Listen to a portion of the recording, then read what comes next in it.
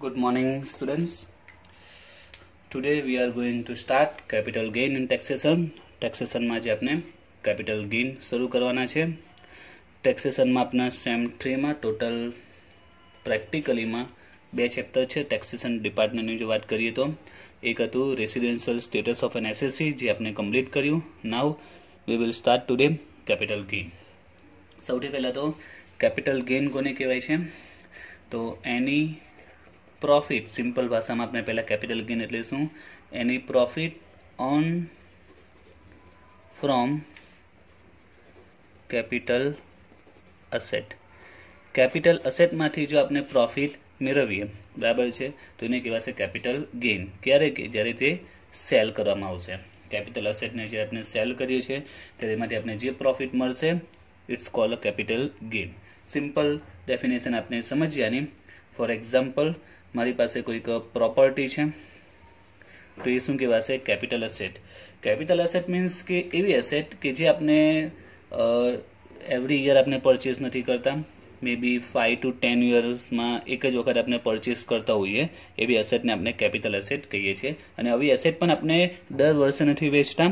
5 to 10 or 25 years, after 25 years આપણે એને cell કરતા હોઈએ છીએ. તો એમાં પ્રોપર્ટી આવી શકે, આપણી પાસે જ્વેલરી હોઈ શકે, આપણા ઇન્વેસ્ટમેન્ટ હોઈ શકે, જેમાં ઇન્વેસ્ટમેન્ટ કર્યું હોય, ડિબેન્ચર્સમાં, શેરમાં, બરાબર છે. હવે ડિબેન્ચર્સ અને શેરની વાત કરીએ તો શેરમાં ડેઇલી ટ્રાન્ઝેક્શન થતા હોય છે, બરાબર, પણ એ કેપિટલ એસેટમાં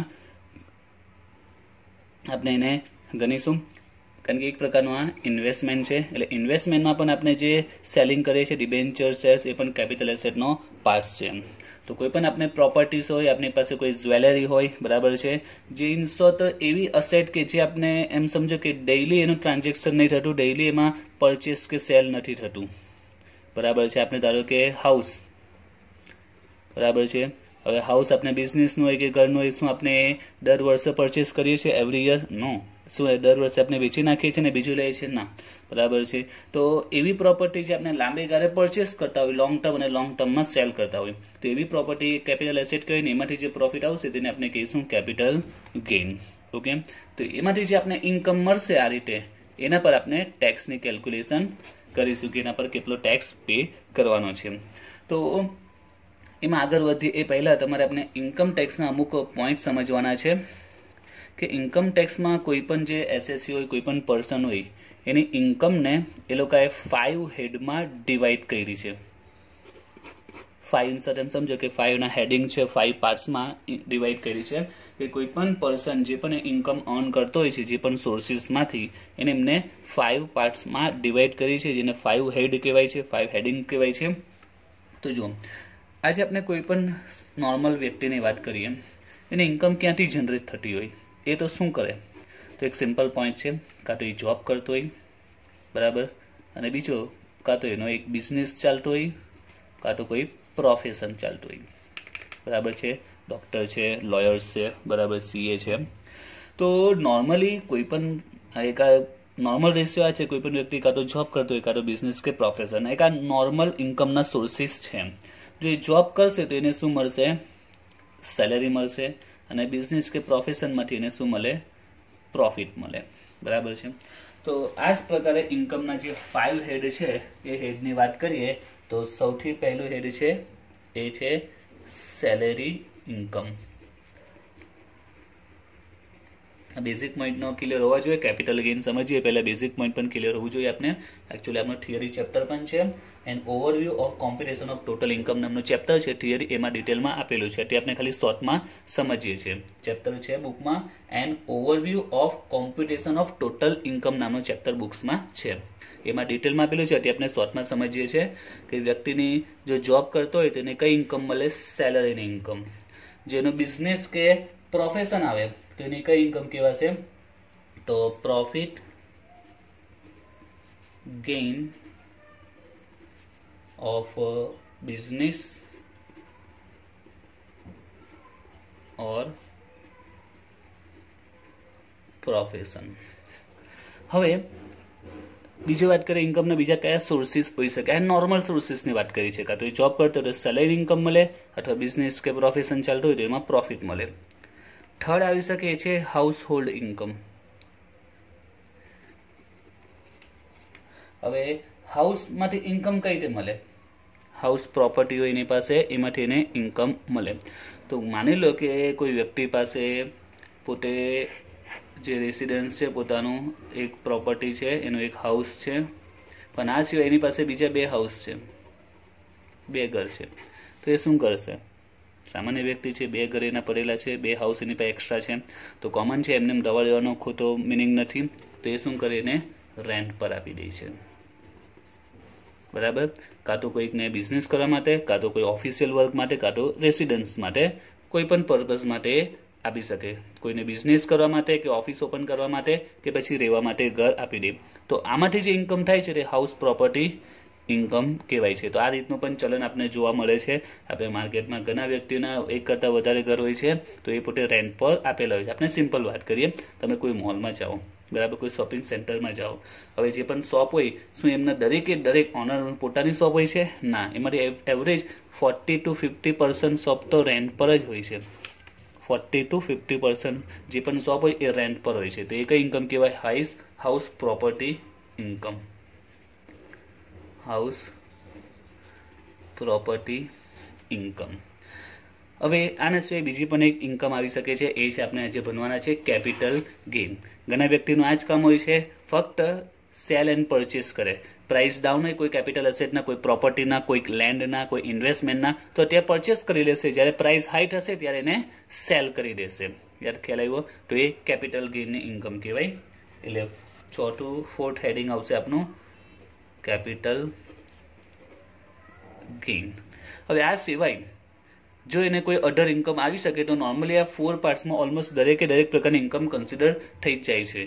એક જોબ વાળી, બિઝનેસ વાળી, હાઉસ હોલ્ડ મેં કીધી, આ બી કોમન ઇન્કમ છે. આનો કોમન એમ નહીં સમજો કે અનકોમન છે, આ બી કોમન છે. મેં કીધું તે તમે શોપિંગ સેન્ટર છે, કોમ્પ્લેક્સ હોય છે, બરાબર છે, તો એમાં જે પણ શોપ હોય છે તેમાંથી 40 to 50% શોપ રેન્ટ પર જ હોય છે. એટલે આ બી કોમન ઇન્કમ થઈ ગઈ છે. આ 3 કોમન છે. 4th આવે કેપિટલ ગેઇન, બરાબર છે, પરચેસ કરે પ્રોપર્ટી અને જ્યારે પ્રાઇસ હાઈ થાય ત્યારે એને સેલ કરે અને પ્રોફિટ મેળવી લે, કેપિટલ ગેઇન. હવે આ સિવાય બીજી કઈ ઇન્કમ આવી શકે? તો બીજી ઇન્કમ આવી શકે, બીજી જે બાકી ઇન્કમ બચે, જે આ 4માં કન્સિડર નહીં થાય, એવી ઇન્કમ છે કે આ 4 હેડિંગમાં નહીં આવે, એ બધી કેમાં જાય? એ જાય અધર સોર્સિસમાં. Income from other sources. જે ઇન્કમ આ 4માં કન્સિડર નથી થતી, એ બધી ઇન્કમ બાકીની બધી કેમાં આવશે? 5th હેડિંગમાં જશે, ઇન્કમ ફ્રોમ અધર સોર્સિસ. તો એવી કઈ ઇન્કમ આવી શકે? તો ઘણી ઇન્કમ આવી શકે, જેમ કે લોટરી.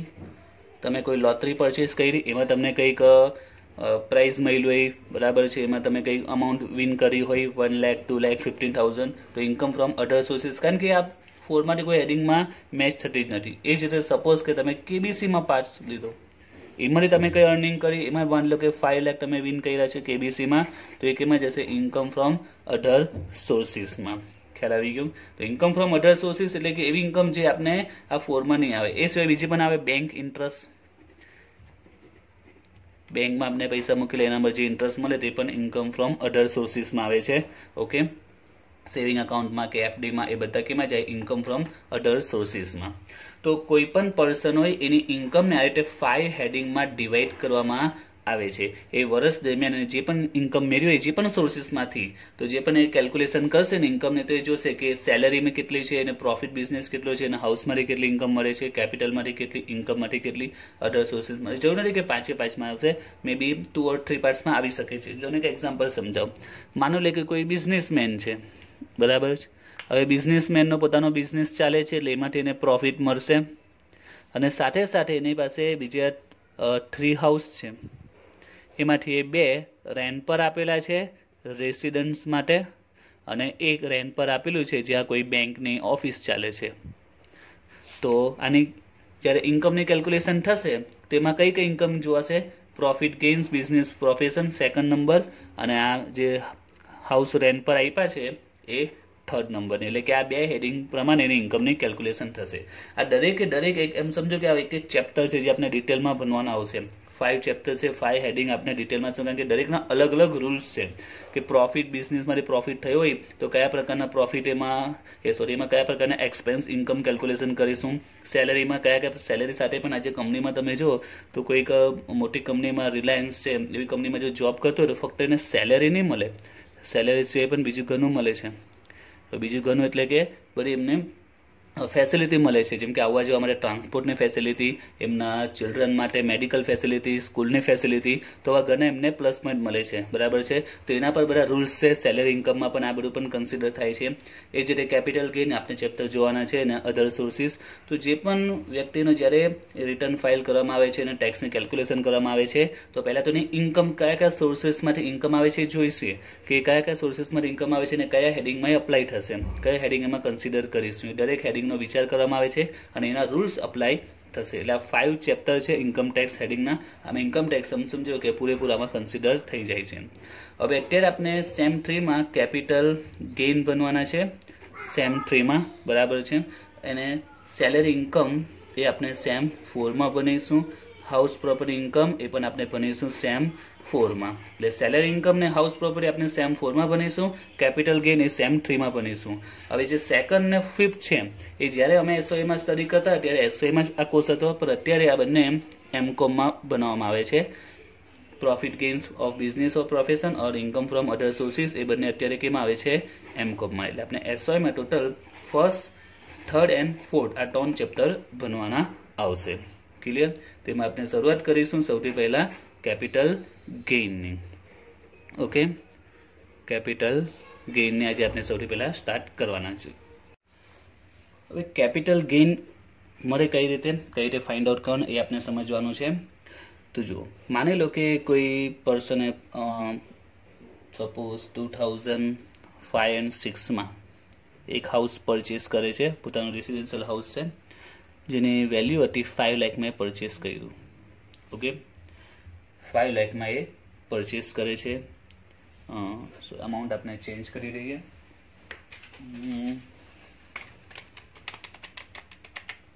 5,85,000માં સપોઝ એ પરચેસ કરે છે.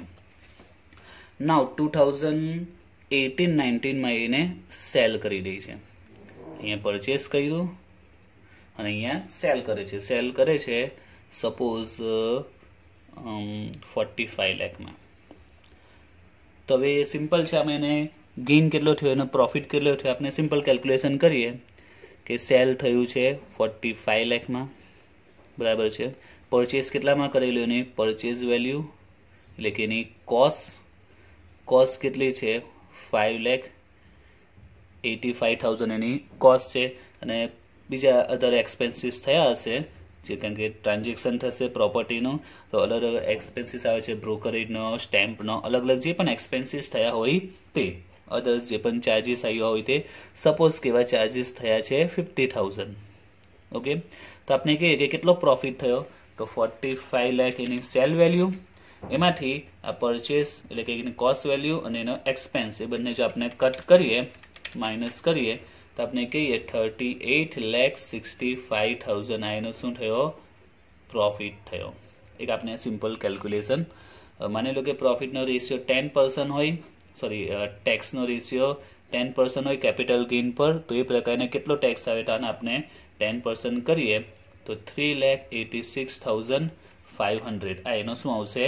ટેક્સ પે કરવાનો આવશે પ્રોપર્ટી પર. હવે આપણે આ જે કેલ્ક્યુલેશન કરી છે એક આ સામાન્ય કેલ્ક્યુલેશન છે, બેઝિક કેલ્ક્યુલેશન છે, પણ હવે આપણે ટેક્સના સંદર્ભમાં કેલ્ક્યુલેશન કરવાનું છે. તો ટેક્સના સંદર્ભમાં જો કેલ્ક્યુલેશન કરીએ એટલે ટેક્સેબલ ઇન્કમના પોઈન્ટ ઓફ વ્યૂથી, તો આ જે આપણી કેલ્ક્યુલેશન છે એ ખોટી કહેવાશે. શા માટે? આ તો સિમ્પલ જ છે ને, એકચ્યુઅલી આ પ્રોફિટ જ ખોટો આવ્યો છે. હવે તમે કહેશો સર પ્રોફિટ તો સિમ્પલ જ છે ને, આ સેલ વેલ્યુ ને આ પરચેસ કોસ્ટ અને સામે આટલો એક્સપેન્સ થયો, તો સિમ્પલ છે 38,65 નો પ્રોફિટ થયો છે? નો, બીકોઝ આ જે ટ્રાન્ઝેક્શન છે એ બંને અલગ અલગ ડેટમાં છે, 2018-19માં અને 2005 અને 6માં છે. તો આ જ ઇસ્યુ છે બંનેમાં કે ટ્રાન્ઝેક્શન અલગ અલગ ડેટમાં થયું છે. માની લો કે પરચેસ એ 2018-19માં જ કર્યું હતું અને સેલ પણ જો એ જ યરમાં કર્યું હતું તો બરાબર છે. બંને એક જ યરમાં પરચેસ ને સેલ થયા હોય તો એ પ્રકારે આ કેલ્ક્યુલેશન રાઈટ કહેવાય, પણ તો બંને વચ્ચે ખાસો ડિફરન્સ છે અને એના કારણે જ આમ આપણી કેલ્ક્યુલેશન ખોટી પડે છે. તો હવે તમારે એકચ્યુઅલમાં રિયલ પ્રોફિટ કઈ રીતે ફાઇન્ડ આઉટ કરવાનો એ આપણે કેપિટલ ગેઇનમાં શીખીશું. તો એ પણ સમજીશું કે શા માટે આ ગણતરી ખોટી છે, શા માટે આ પ્રોફિટ રાઈટ નથી, રોંગ છે. તો એની પાછળ રીઝન છે એ સમજવાનું છે. કારણ કે 2005 6 જે એની કોસ્ટ હતી એ હતી 5,85,000 ને અત્યારે આપણે 2018-19 એને સેલ કરીએ છીએ 45 લાખમાં. તો બંને વચ્ચે જે યરનો ગેપ છે એના કારણે આપની કેલ્ક્યુલેશન ખોટી કહેવાશે. હવે શા માટે તે આપણે સમજીએ. તો સિમ્પલ એક પોઈન્ટ આમાં એક્ઝામ્પલ આપું. સપોઝ કે આજે તમારી પાસે યુ હેવ સપોઝ 1000 રૂપીસ. આજે તમારી પાસે 1000 રૂપીસ છે ટુડે, અને માર્કેટમાં તમારે કોઈ ચોક્કસ પર્ટિક્યુલર કોઈ વસ્તુ લાવવાની છે, બરાબર છે, કોઈ પણ પ્રોડક્ટ તમારે લાવવાની છે. માની લો કે જે પણ પ્રોડક્ટ હશે એને તમે અત્યારે એની પ્રાઇસ માની લો કે 200 છે. જે પણ પ્રોડક્ટ છે એમાં એક પ્રોડક્ટની પ્રાઇસ, એક યુનિટની પ્રાઇસ કેટલી છે? 200 રૂપીસ. તો તમે કેટલા યુનિટ લઈ શકશો? 5 યુનિટ લેશો 1000 રૂપીસમાં. કોઈ પણ ચોક્કસ કોઈ વસ્તુ છે એની પ્રાઇસ કેટલી છે? યુનિટ પર યુનિટ પ્રાઇસ 200 છે, એટલે તમે એના કેટલા યુનિટ લીધા? 5 યુનિટ લઈ શકો, બરાબર. You have 1000 rupees. તમે મોલમાં ગયા અને 200 રૂપીસ એની પ્રાઇસ હતી, એવા તમે 5 યુનિટ લીધા, એટલે કે 1000 રૂપીસમાં તમને 5 યુનિટ મળ્યા. હવે ચલો આપણે અત્યારે અને એક્ઝામ્પલ માની લો કે કોઈક થિયેટરની ટિકિટની ચાલો વાત કરીએ. કે થિયેટરની ટિકિટની વેલ્યુ કેટલી હતી? 200 હતી. ટિકિટની વેલ્યુ કેટલી? 200. તમે કેટલી ટિકિટ લઈ શકશો? 5 ટિકિટ્સ 1000માં.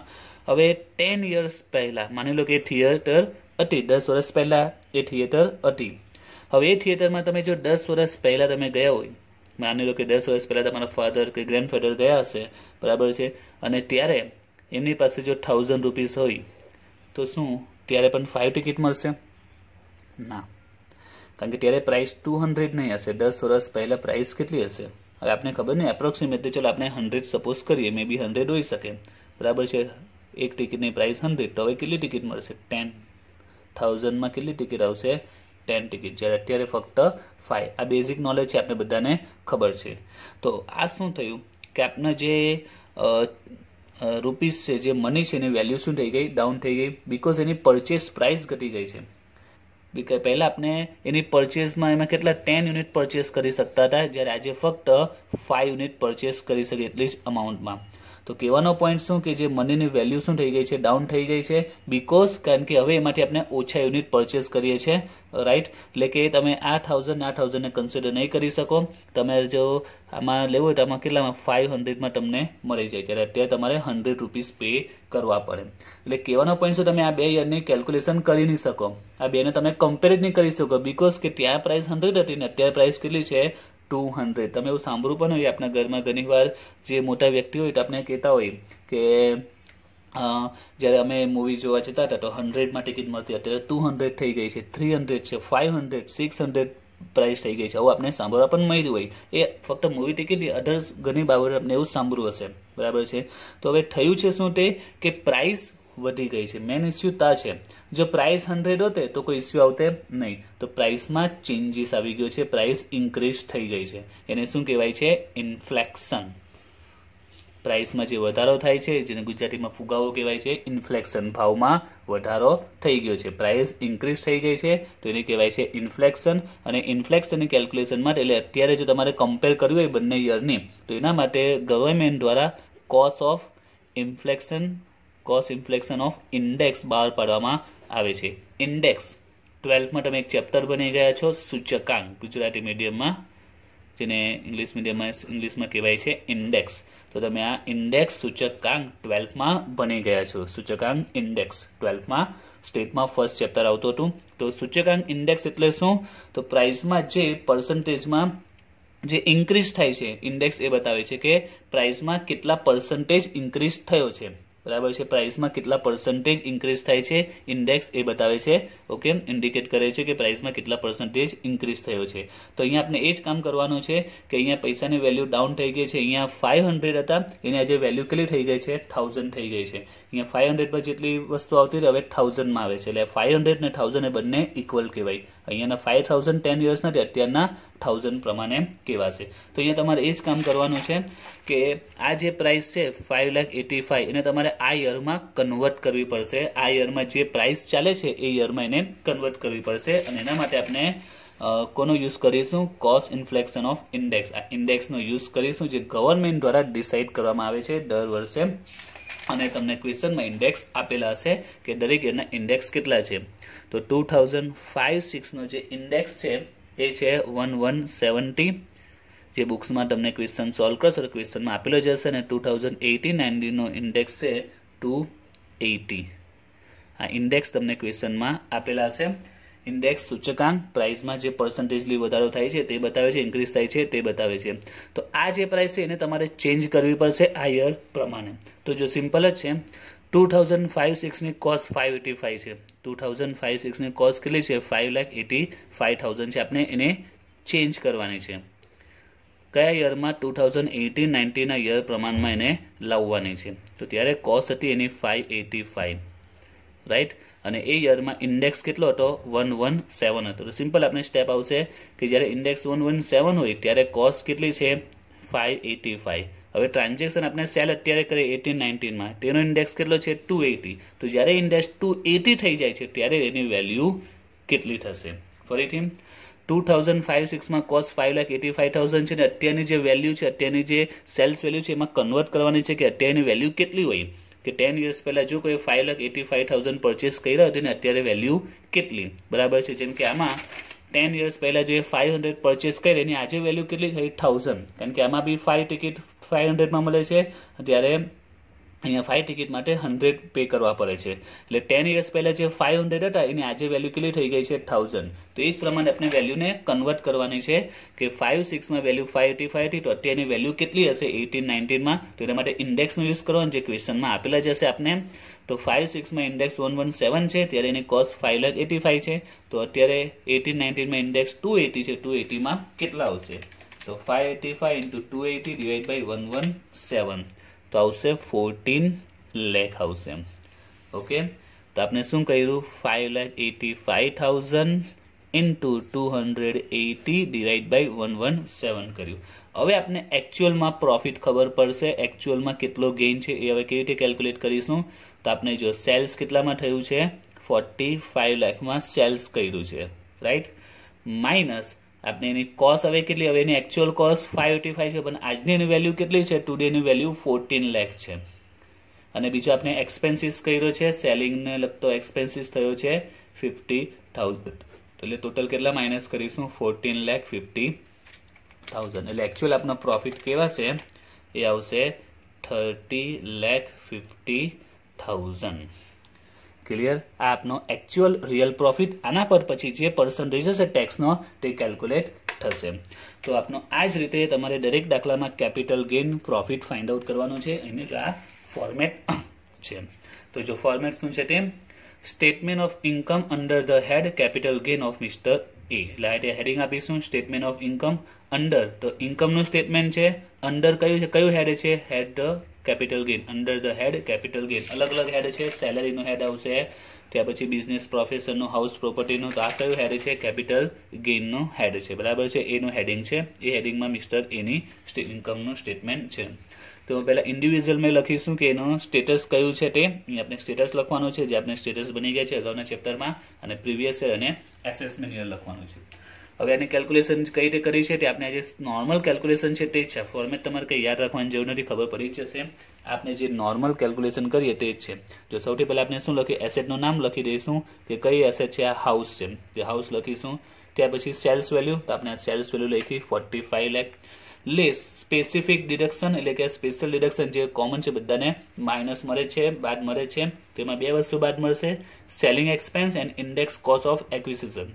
સેલિંગ એક્સપેન્સ એટલે કે આ selling expense 50,000 and index cost of acquisition. Cost of acquisition એટલે કે આ જે પ્રોપર્ટી એમને મેળવી છે તે એની ઇન્ડેક્સ કોસ્ટ જોઈએ. ઇન્ડેક્સ કોસ્ટ એટલે કે ઇન્ડેક્સ પ્રમાણે કન્વર્ટ કરેલી કોસ્ટ જોઈએ. એની એકચ્યુઅલ કોસ્ટ 585 છે. એકચ્યુઅલ કોસ્ટ, જેમ કે આ દાખલામાં આપણે એની એકચ્યુઅલ કોસ્ટ કેટલી છે? 585 છે. પણ એની ઇન્ડેક્સ વાળી કોસ્ટ કેટલી છે? આ કઈ કોસ્ટ કહેવાય? ઇન્ડેક્સ કોસ્ટ કહેવાય. આપણે ઇન્ડેક્સમાં એને કન્વર્ટ કરી દીધી છે. ઓકે, તો આ કઈ કોસ્ટ કહેવાય? Index cost. એ જ છે આપણે જે માઇનસ કર્યું તે index cost of acquisition 14 lakh. એમાંથી જે માઇનસ કરીશું જે આવશે તે લોંગ ટર્મ અથવા તો શોર્ટ ટર્મ કેપિટલ ગેઇન કહેવાશે. હવે લોંગ ટર્મ, શોર્ટ ટર્મ, તો ટેક્સેશનમાં 3 યર્સની અંદર જો આપણે વેચી કરીએ તો એ શોર્ટ ટર્મ કહેવાય અને મોર ધેન 3 યર્સ હોય તો એ લોંગ ટર્મ કહેવાય. પ્રોપર્ટી પરચેસ કરીને 3 યર્સની અંદર જો આપણે ટ્રાન્ઝેક્શન કરી દઈશું તો એ શોર્ટ ટર્મ કહેવાશે અને મોર ધેન 3 યર્સ હશે તો એ શું કહેવાશે? લોંગ ટર્મ કહેવાશે. ક્લિયર? હવે આપણે જે આ સ્ટેપ મૂક્યું છે ઇન્ડેક્સ કોસ્ટ ફાઇન્ડ આઉટ કરવાનું, તેનો ફોર્મ્યુલા છે. તો ફોર્મ્યુલા આપણે આ જે સ્ટેપ છે તેના પરથી જ ફોર્મ્યુલા બન્યું છે. જો આમાં સ્ટેપમાં તમે જો અહીંયા 585 શું છે? એની કોસ્ટ છે. 280 શું છે? ઇન્ડેક્સ છે. 117 પણ ઇન્ડેક્સ છે. હવે 280 કયો ઇન્ડેક્સ છે? તો 280 1899 જે યરમાં આપણે સેલ કર્યું છે. તો આ ઇન્ડેક્સ છે કે જ્યારે આપણે સેલ કર્યું છે ત્યારનો ઇન્ડેક્સ છે. અને 117 એ શું છે? 2005-6માં આપણે પરચેસ કર્યું છે. તો જે યરમાં પરચેસ કર્યું છે ઇન ઇન્ડેક્સ, એટલે આનો ફોર્મ્યુલા આપણે બનાવી દેવાનો. દર વખતે આપણે સ્ટેપ નહીં મૂકવાના, ફોર્મ્યુલા બનાવી દેવાનો. કોસ્ટ ઇન્ટુ જે સેલ કર્યું તે યરનો ઇન્ડેક્સ ડિવાઈડ બાય પરચેસ કર્યું હોય તે યરનો ઇન્ડેક્સ. એટલે જેનો ફોર્મ્યુલા એટલે બન્યો cost into index for the year of cell કે ટ્રાન્સફર, જે તારીખે સેલ થયું હોય, જે યરમાં ટ્રાન્સફર થયું હોય તે, divide by index for the year of purchase, જે યરમાં પરચેસ કર્યું હોય, અથવા તો એક્વિઝિશન એટલે કે પ્રાપ્ત કરવું, મળવું, જે યરમાં એકચ્યુઅલમાં ખરેખર એના નામ પર થયું હોય પ્રોપર્ટી તે એક્વિઝિશનની. તો કોસ્ટ ઇન્ટુ સેલ કે ટ્રાન્સફર કર્યું હોય તે યરનો ઇન્ડેક્સ ડિવાઈડ બાય પરચેસ કર્યું હોય તે યરનો ઇન્ડેક્સ. એટલે શોર્ટમાં તમારે આ ફોર્મ્યુલા બને છે, એ યાદ રાખવાનો છે. ઓકે, તો આ એનો બેઝિક ફોર્મેટ બની ગયું. તો યાદ રાખવાની પણ જરૂર નથી, સિમ્પલ છે, જે કોમન બેઝિક નોલેજ છે એ રીતે આપણે પ્રોફિટ ફાઇન્ડ આઉટ કર્યું છે. ત્યારબાદ પછી લેસ એક્સેપ્શન બીજી મળશે under section. You oblique S means under section. કઈ સેક્શન અપ્લાય થશે? તો કાં તો 54 આવશે, કાં તો 54F ઓર 54EC. નોર્મલી આ 3 સેક્શન આમાં અપ્લાય થાય છે. એ અઢર બી સેક્શન આવે છે, પણ આપણા પોર્શન જે છે એસવાયમાં તેમાં 54, 54F અને 54EC આ 3માંથી કોઈ પણ એક સેક્શન મોસ્ટ ઓફ અપ્લાય થતી હોય છે. તો અહીંયા જે એને ટેક્સ આવશે એને પાછું એને એક્ઝેપ્શન મળશે. હવે આ શું છે તે આપણે નેક્સ્ટ વિડીયોમાં ડિટેલમાં જોવાના છે. અત્યારે આપણે ફક્ત આટલી સુધીની કેલ્ક્યુલેશનને ડિટેલમાં કન્સેપ્ટ ક્લિયર કરવાના છે. આમાં જે પોઈન્ટ આવશે આજે આપણે સમજવાના છે. આજે અલગ અલગ સેક્શનમાં જે એક્ઝેપ્શન મળશે તે આપણે નેક્સ્ટ વિડીયોમાં ડિટેલમાં ફક્ત આના પર આપણે ડિસ્કશન કરવાના છે. હવે આ કેલ્ક્યુલેશન તો આપણે ખ્યાલ આવી ગયા. હવે આમાં જે અલગ ડિફરન્સીસ ટ્વિસ્ટ પોઈન્ટ આવે છે એને આપણે સમજીએ. જો 2018-19માં કોઈ હાઉસ છે અથવા કોઈ જ્વેલરી છે અથવા ડિબેન્ચર્સ છે, કોઈ પણ પ્રોપર્ટી હોઈ શકે છે, કોઈ પણ કેપિટલ એસેટ હોઈ શકે છે, એ સોલ્ડ કરે છે 18 લાખમાં. ઓકે, નાવ હવે આપણે અલગ અલગ સિચ્યુએશન લઈએ. આપણે હવે આમાં જે સમજવાનું છે ફક્ત ઇન્ડેક્સ કોસ્ટ ઓફ એક્વિઝિશન સમજવાનું છે. બીકોઝ સેલ્સ વેલ્યુ તો જે આપણે લખી દઈશું, સેલિંગ એક્સપેન્સ જે હશે તે ફક્ત આ પોઈન્ટને આપણે ક્લિયર કરવાનું છે કે આમાં શું ટ્વિસ્ટ પોઈન્ટ આવી શકે એ આપણે સમજવાનું છે. તો એના માટે અલગ અલગ સિચ્યુએશન લેવું. સપોઝ કે એને પરચેસ કર્યું છે 2004-5માં 2004 પરચેસ કર્યું છે. એની વેલ્યુ 6,78,000. બીજી સિચ્યુએશન લઈએ 2019-91માં એ પરચેસ કર્યું છે 3,50,000. થર્ડ સિચ્યુએશન લઈએ 90-95-6માં પરચેસ કર્યું છે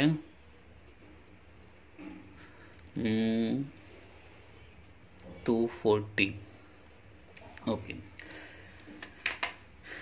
તો એ હાઉસને સોલ્ડ કર્યું છે 18 લાખમાં, 18-19માં સોલ્ડ કરેલું છે. અને આપણે અલગ અલગ સિચ્યુએશન લઈએ છીએ કે જો એ પરચેસ 2004-5માં કર્યું હોય કે 1991માં કે 95-96માં જો પરચેસ કર્યું હોય તો આ દરેક સિચ્યુએશનમાં એની કોસ્ટ ઓફ એક્વિઝિશન જે ઇન્ડેક્સ કોસ્ટ ફાઇન્ડ આઉટ કરો એમાં શું ઇફેક્ટ આવશે તે સમજવાની છે. તો જો ઇન્ડેક્સ કોસ્ટ ઓફ એક્વિઝિશન, તો એમાં સમજાયું તે આપણે શું કરવાનું છે, એને જે કોસ્ટ હોય તે લખી દો, એટલે કે જેટલામાં એ પરચેસ કર્યું એની કોસ્ટ વેલ્યુ એટલે કે એની પરચેસ વેલ્યુ, ઇન્ટુ ઇન્ડેક્સ લેવાનો કયો જેમાં સેલ થયું હોય તે અને ઇન્ડેક્સ જેમાં પરચેસ થયું હોય તે. બંને ઇન્ડેક્સ જ આવશે. આમાં સેલ જે યરમાં થયું તેનો ઇન્ડેક્સ અને આમાં પરચેસ જે યરમાં કર્યું હોય તેનો ઇન્ડેક્સ લેવાનો છે. આ કોસ્ટ અથવા તો એની પરચેસ પ્રાઇસ. તો પરચેસ પ્રાઇસ કોસ્ટ આપેલી છે 6,78,000 ઇન્ટુ આપણે બંને ઇન્ડેક્સ જોઈશું. અહીંયા કયો આવશે જેમાં સેલ થયો તેનો ઇન્ડેક્સ અને અહીંયા જે યરમાં પરચેસ થયું હોય તેનો ઇન્ડેક્સ લઈશું. ઓકે, હવે ક્વેશ્ચનમાં મેં અગાઉ કીધું તે રીતે કે આ જે યરમાં સેલ થયું હોય, જે યરમાં પરચેસ થયું તેના ઇન્ડેક્સ આપેલા જશે. ગવર્મેન્ટ દ્વારા બહાર પાડવામાં આવતા હોય છે. સેન્ટ્રલ ગવર્મેન્ટ આ ઇન્ડેક્સ નક્કી કરે છે.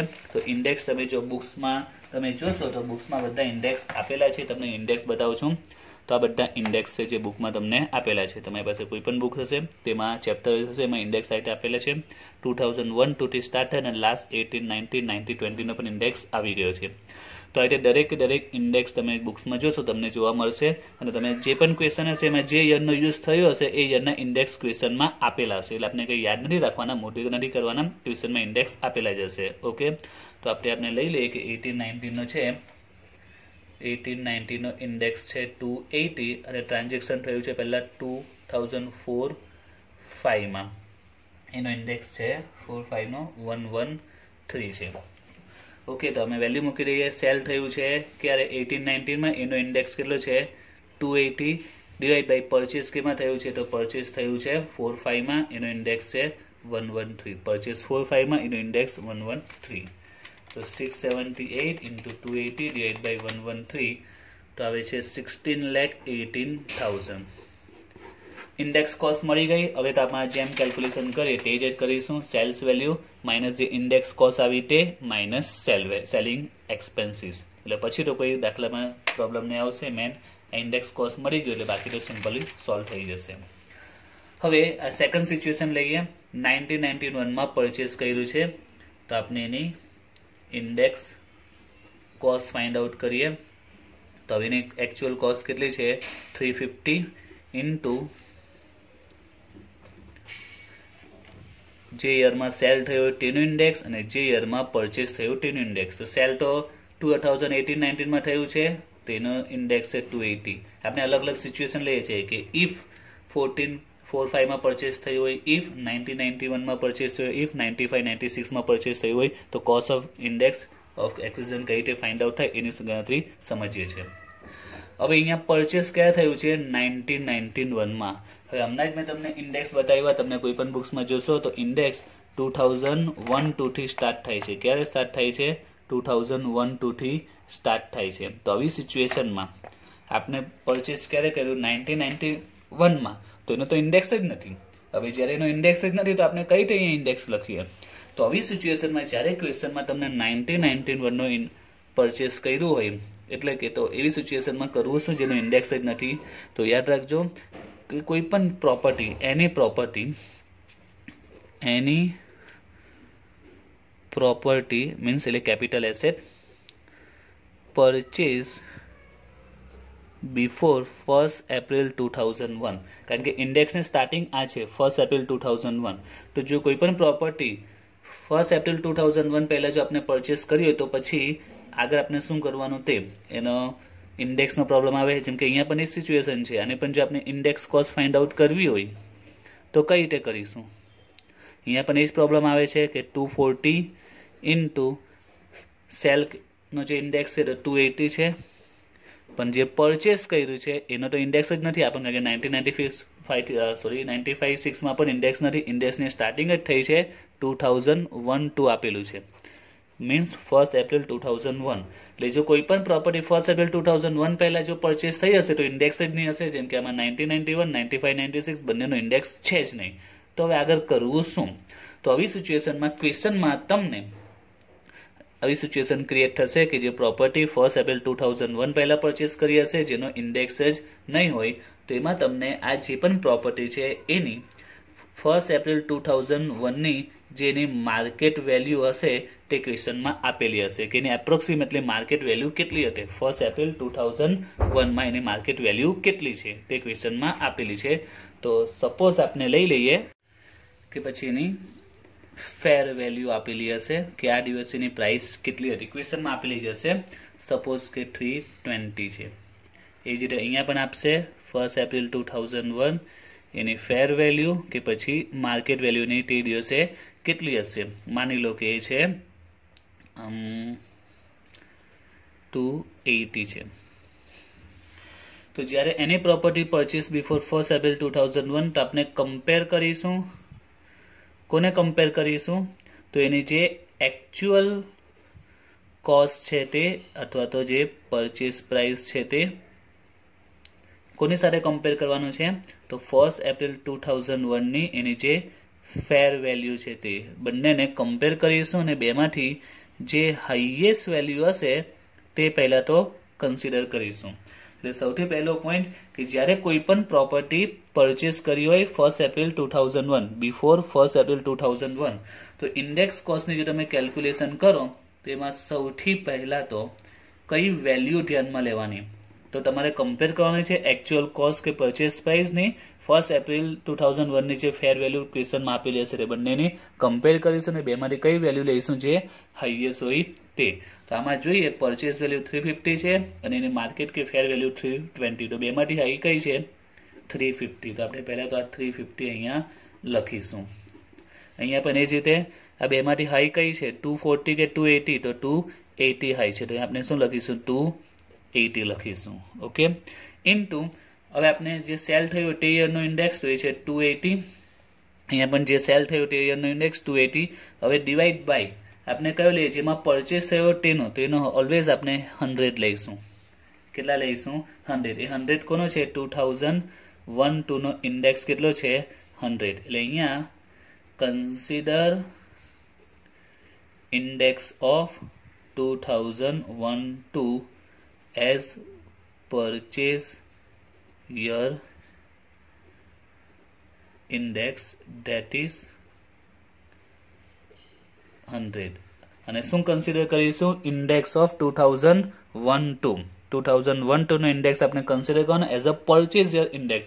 પરચેસ યરના ઇન્ડેક્સ તરીકે કયો લેવાનો છે 2001 નો ઇન્ડેક્સ લેવાનો જે કેટલો છે ઓલવેઝ 100 ડિવાઈડ બાય તમારે 100 કરી દેવાનો. હવે જે આન્સર આવશે એનો ફાઇનલ આન્સર કેવાશે any cost of acquisition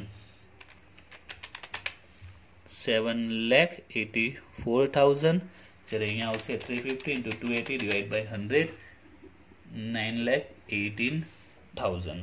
clear. તો આજે આપણે ફક્ત આટલે સુધીની કેલ્ક્યુલેશન કમ્પ્લીટ કરી દીધી છે.